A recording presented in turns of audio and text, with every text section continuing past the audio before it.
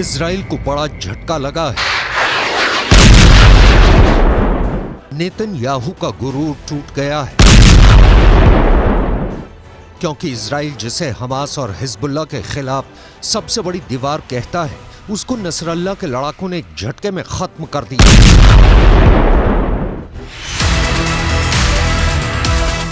Hezbollah का दावा है कि उसने इजराइल के आयरन डोम को एक झटके में फोड़ दिया है।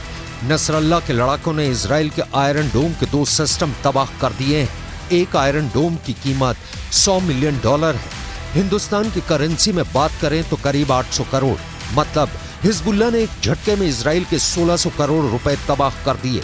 हिजबुल्लाह का कहना है कि उसने उत्तरी इजराइल के कब्री में उसकी बमबारी ने बड़ी तबाही मचाई। यहीं पर आयरन डोम सिस्टम तैनात था।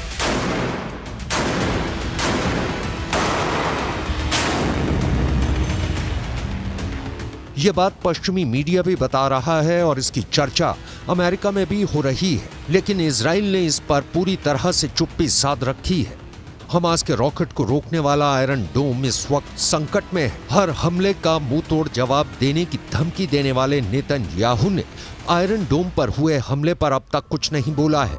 हालांकि ये तो तय है कि इस हमले ने इजराइल की टेंशन बढ़ा दी है, क्योंकि यही वो सुरक्षा कवच है जिसके बलबूते इजराइल अपने लोगों की हिफाजत करता है।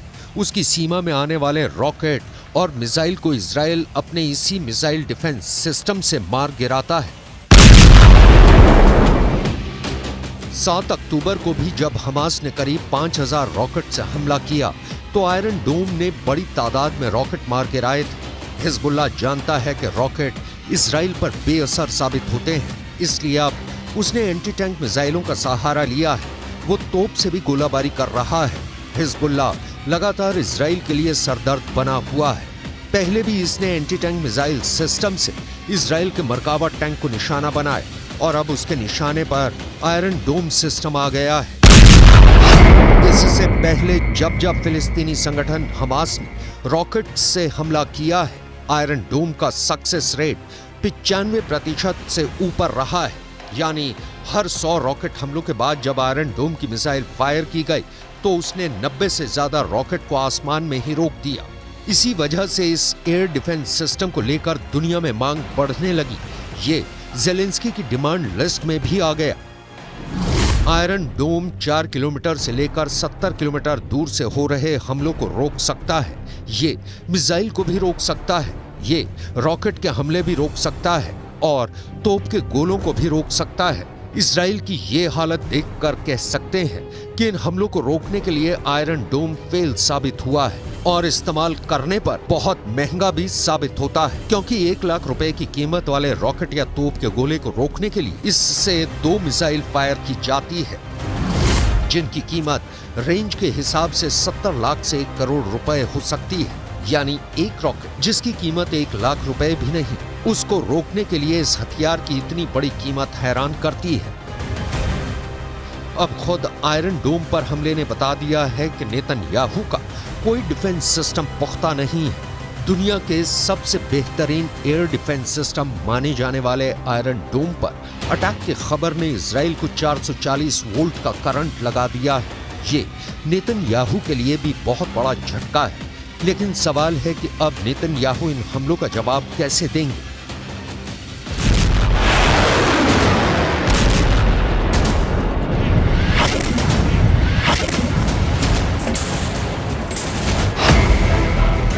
हिजबुल्लाह के धमाके के बाद 2 लोग बहुत ज्यादा टेंशन में हैं। गाजा और इजराइल के बीच चल रहे युद्ध ने पूरे पश्चिम एशिया को तीसरे विश्व युद्ध के एपिसेंटर में तब्दील कर दिया है और इसकी वजह से 2 ताकतें सबसे ज्यादा फिक्र में डूबी हुई हैं। पहले हैं इजराइल के प्रधानमंत्री बेंयामिन नेतन्याहू और दूसरे हैं अमेरिका के राष्ट्रपति जो बाइडेन। दोनों की टेंशन का मीटर लगातार रेड लाइन को पार करता जा रहा है। इस तस्वीर को लेकर खौफ बहुत ज्यादा है।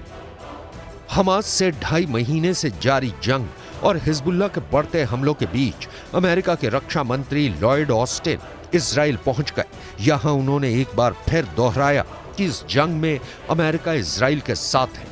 हालांकि उन्होंने इस पर कुछ भी नहीं कहा कि अगर हिजबुल्लाह की तरफ से हमले तेज हुए तब भी वो इजराइल का साथ देंगे।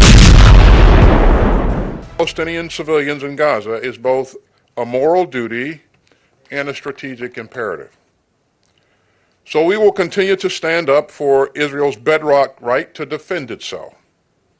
And we will also continue to urge the protection of civilians during conflict and to increase the flow of humanitarian aid into Gaza.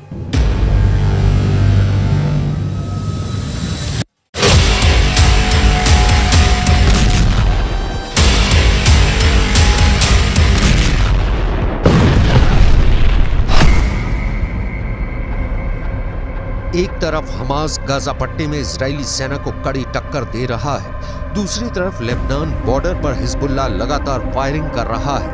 ऐसे में सवाल है कि इजराइल के लिए अगला खतरा कौन सा आने वाला है। ये बात नेतन्याहू अच्छी तरह से जानते हैं कि इस जंग में अमेरिका से भले ही उसको मदद मिल जाए, लेकिन युद्ध तो उसे खुद लड़ना होगा। मोर्चे पर उसके ही सैनिकों को तैनात होना होगा। इसलिए हिजबुल्लाह की तरफ से हमले तेज होने के बाद नेतन्याहू ने अपना वॉर ट्रायंगल तैयार कर लिया है। नेतन्याहू के वॉर ट्रायंगल में सबसे बड़ा कोना गाजा में हमास का पूरी तरह खात्मा है।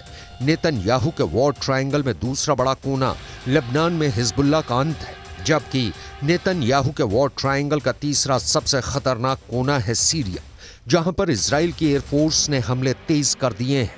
ये तीनों जगह या देश इजराइल के बॉर्डर से लगे हुए हैं और इजराइल इन्हें अपने खिलाफ सबसे बड़ा खतरा मानता है।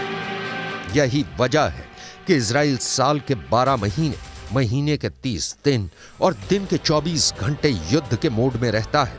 उसकी सेनाएं हमेशा एक्टिव रहती हैं, दुश्मनों को लेकर हमेशा चौकन्ना रहती हैं। अपने आसमान को सुरक्षित रखने के लिए अभी इजराइल के पास 4 लेयर में डिफेंस सिस्टम है। पहला है आयरन डोम, जो रॉकेट और विमानों को 70 किलोमीटर के दायरे में रोक सकता है। मिड सेगमेंट में दूसरा है डेविड स्लिंग सिस्टम, जो 250 किलोमीटर की रेंज तक मिसाइल या विमान का दुश्मन बन जाता है। एरो 2 एयर डिफेंस सिस्टम, इसकी रेंज भी 250 किलोमीटर तक है, लेकिन यह डेविड स्लिंग के मुकाबले में ज्यादा ऊंचाई पर जाकर आसमानी टारगेट को मार गिरा सकता है। और चौथा है एरो 3, जो 2.5 किलोमीटर से भी आगे के टारगेट को खत्म करता है। और अब यही एयर डिफेंस सिस्टम इजराइल का बैलिस्टिक मिसाइल को मार गिराने वाली गारंटी बन चुका है।